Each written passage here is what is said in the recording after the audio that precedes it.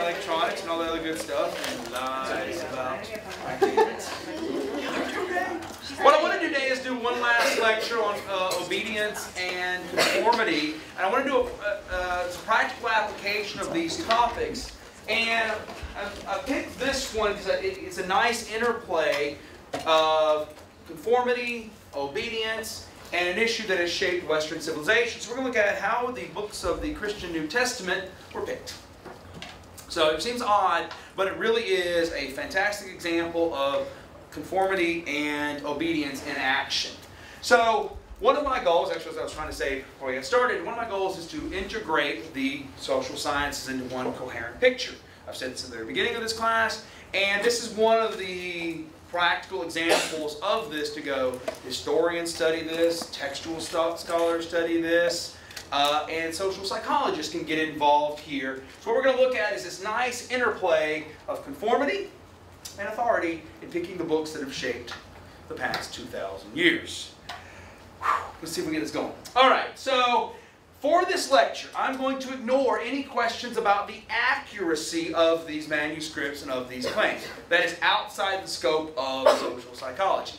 I am not at all interested in whether or not Jesus actually rose from the grave. That is outside the scope of this course. What I am interested in is what people believed about this figure. So I'm not going to concern myself with, Jesus actually, was he virgin born? I don't really care. Did he rise from the grave? I don't really care. I'm interested in what people said about him. So, and in this, there's a lot of stuff that's of really cool interest, and I'm trying to introduce you to an area of research.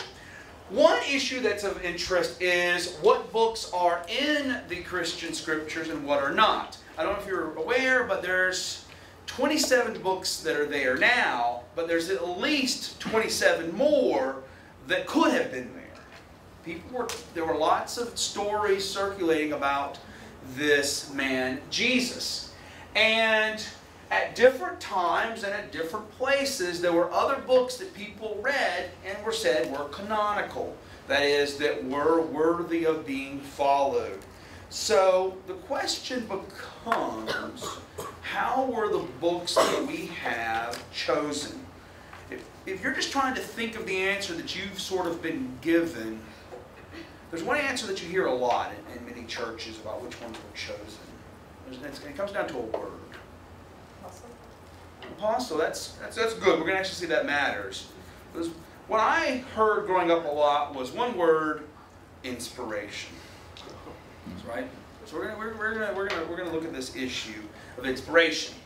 Some of these other books contained views that were later thought to be heretical. Now you sort of got to see what's going on here at the same time.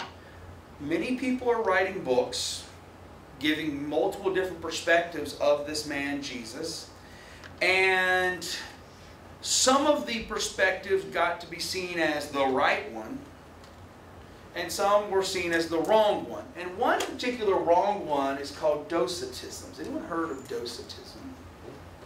This is a history of Christianity issue, Docetism. Well, this view comes from a Greek word meaning to appear.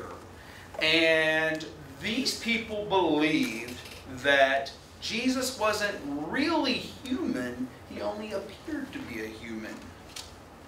And so they wrote their Gospels. They have passages such as, it appeared that he was in pain, but he wasn't really. So later on it was like, nope, that is not the view of Jesus that's going to be the accepted one. So this is sort of one issue, is that at times, though, these books were considered completely acceptable. What interests me too, is that several books that we sort of consider canonical were not always considered canonical. In fact, one of my favorite books wasn't. Over and over, one of my favorite books gets left out. I'm like, why do you hate this book? Anyone know some of the books that people had trouble with? If you're Christian, as I'm in the middle of the Bible Belt. Anyone know any books that people had trouble with? Gospel of Thomas is one that I hear about a fair bit. So we're going to go, but Gospel of Thomas is not one of the canonical ones right now. So, But it is one of the ones that people had, they're like, should it be canonical? Should it not? So what about some that are considered canonical, but people were like, How about like being on the fence about Revelation? Yeah, that's all. Revelations makes the list sometimes. Hebrews makes the list sometimes. Right? So we have to go, how were these chosen? Well, let me give you some examples of how the books got chosen. So here is an early canon written by a man named Muratorius. So it's called the Muratorian canon. And so here's the books that he said were canonical. So he's got the Gospels. The Gospels always make the list. Even though they were anonymously written, they always make the list. Acts, Paul's letters make the list. Jude, let's see if we can figure it. 2 letters of John. Anyone see an issue here? Anyone know there are New Testament manuscripts? How many letters are in the New Testament now? 3. Yeah, 3. So, okay. 1 letter gets left out. Revelation of John. Wait, the Revelation of Peter. Is that in our current one? No. Neither is the Shepherd of Hermas, which often makes it. And there are 2 books. There are 2 books that sort of aren't here that we accept. Hebrews and James. James is one of my favorite books. So, I translated the book of Mark from Greek to English, and then I translated the book of James. And James regularly gets left off lists. In fact, many people think James was actually a Jewish book, and they just threw in some Christian passages to make it more acceptable. But it regularly gets off lists of acceptable books, which is a shame, because it's a very, very good book. Anyone know what the problem with the book of James really is, from a Christian perspective? And it's the same with Hebrews too, is it's work-based. It's work-based. Salvation versus... Work-based, yes. It's very, very, very work-based. Very good. It's work-based. Century later, we get another list. And so this Eusebius gives us another list. We have the Gospels again, Acts, First Peter. There's 2 Peters. 1 John. Okay, somehow other letters get left off. What's interesting about Eusebius is that, so you got to see what he does with his list. He goes, okay, we have accepted books, disputed books. So here's where 2 Peter shows up, in 2 and 3 John. And then he gives us illegitimate books, and sometimes his illegitimate books are the same as the books he accepts. All right. But okay, you don't have to write down all of these names. The big point here is, at different times and at different places, other books were accepted. Well, how do you finally decide these are the books we're going to accept? What do? You have a council. You have a council. But now you know, now you have a better word. A council is going to be what? Is it going to be... We have to decide... I guess the higher ups of different churches. So the higher ups, so you're still skipping the real issue. How are the higher ups going to make this decision? So you're a higher up, and you have to, because, like, let's give an example of, on the previous one, the Gospel of Peter. Like, it was accepted for a while as a legitimate, totally legitimate book. And then it was found, this guy said, well, there's actually docetic tendencies in the book, and then he forbade it to be read in the churches where it was. It's fascinating because we have the 27, and it seems like the 27 were always there. But if you study the history of this, it's an absolutely fascinating example. We sort of got to think, Russell, you're the higher ups, how do you pick these books? Well, I'm going to tell you what they did. We're just going to give you some other books too. Really the main point here is so that you go, oh, there weren't just 27 floating around and people went, oh, what's the 27? Let's pick those. It was probably 50 floating around. This one here was very, very popular. It's called the Diatessaron. I just gave a lecture where I was trying to integrate some of the Gospels, and Tatian did that as well. Gospel of the Egyptians, Acts of John, 3rd Corinthians, right? We only know 1st and 2nd. Letters between Paul and Seneca, the Apocalypse of Paul. So there's at least a couple dozen other books. How do you pick? You're sitting there, you've got your council, but the council can't just... The council has to do something. What rules do you think they would use? you gave one earlier, apostles, but apostles becomes, what rule is apostle relying on?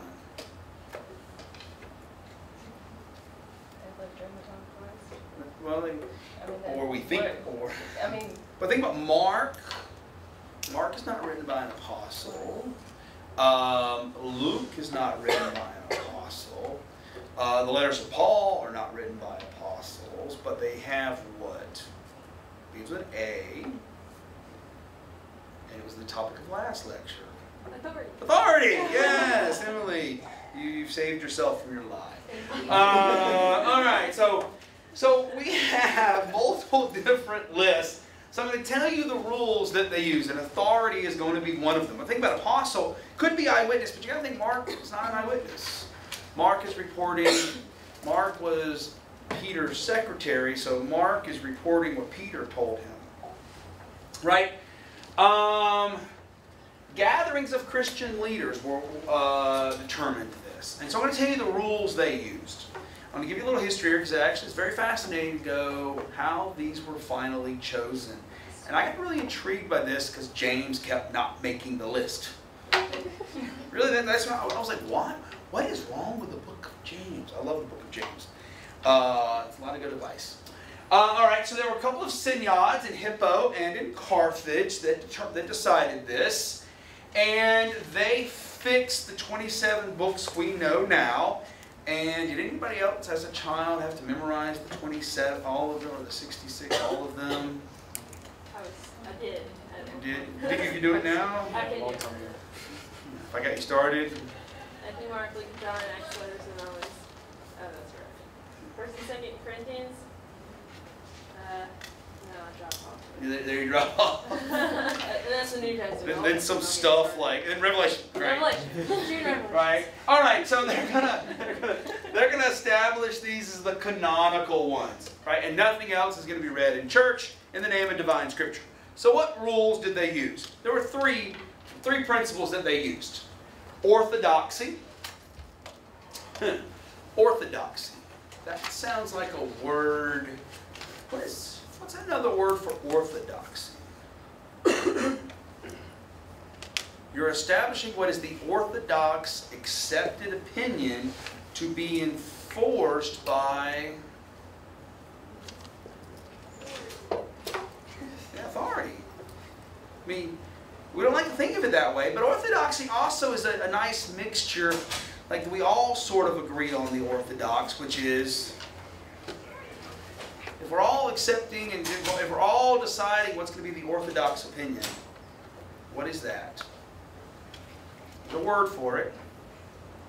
Starts with a C. Conformity. Consensus, yeah. But consensus is another word for, right? If we're trying to get, remember, okay, we're trying to get consensus, right? Do you think we should accept the book of James? Right? Yeah, but we're looking, we're at this synod, right? Do you think we should accept the book of James? I think we should, and you look around the room and no one else seems to be objecting to it. Right? So, all right, and James makes it in, but you're thinking, I don't really like that book, but no one else seems to be objecting. Right? Even though people object to James all the time. All right, so what is a rule of faith? This slide here comes 100% from a great biblical scholar of Princeton, a guy named Bruce Metzger.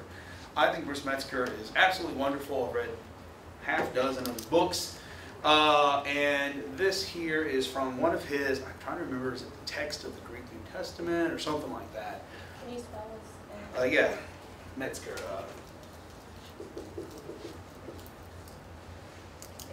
Or Bruce. That was one you're having trouble with? All right, Metzger, yeah. I'm going to have his name here in a second. He's absolutely wonderful. And I've learned a great deal from the man. But he says the rule of faith, a congruity between the text and the Christian tradition. This is an interesting little tidbit. The Protestant tradition doesn't have this, but in the Catholic tradition has the tradition of the church equal to the text of the New Testament. Sort of interesting. That's sort of interesting. So it's like, what do you do when the two conflict? Apostolicity, so you have authority, and you have continuous acceptance, which is really conformity. So basically the books that got accepted were the books that seemed to have the vision that the people all agreed was the right vision. But how'd they get that right vision to begin with? Well, you come to my early church, and I say, this is the view of Jesus, and you say, so he wasn't a real person. And I go, no, he was real. He was both. He was really real and really divine. And then that is the view that we hold, and, when we're reading books, we know that they have that view, that he's really real and really divine at the same time, and if they do, we agree on it. If they don't. But how did that view get established? Because there was some conflict. The early history of Christianity is absolutely fascinating in this. But the longer the acceptance, the wider the group of people. So the more people who say that's what the accurate view is, the more it makes it. And Hebrews had some problems. But I love this particular quote. Here's what Jerome said about the book of Hebrews. He said, well, it doesn't matter who the author is. In any case, it is the work of a church writer and is read in the churches. So we don't know who wrote it, but it's the kind of thing that one of us would write, so Good to go. good to go. I mean, in a more reverential way, but good to go. So you sort of got to think, though, that's kind of, because then if I use the book of Hebrews to support a position of doctrine, I'm using the book of Hebrews that we've said, we don't know who wrote it, but sounds like the kind of things that we would say, saying it's canonical to support an issue of doctrine, it's like, it seems very much, Very circular. yeah, there's a sense in which you have that feel here. Well, there's a word missing here.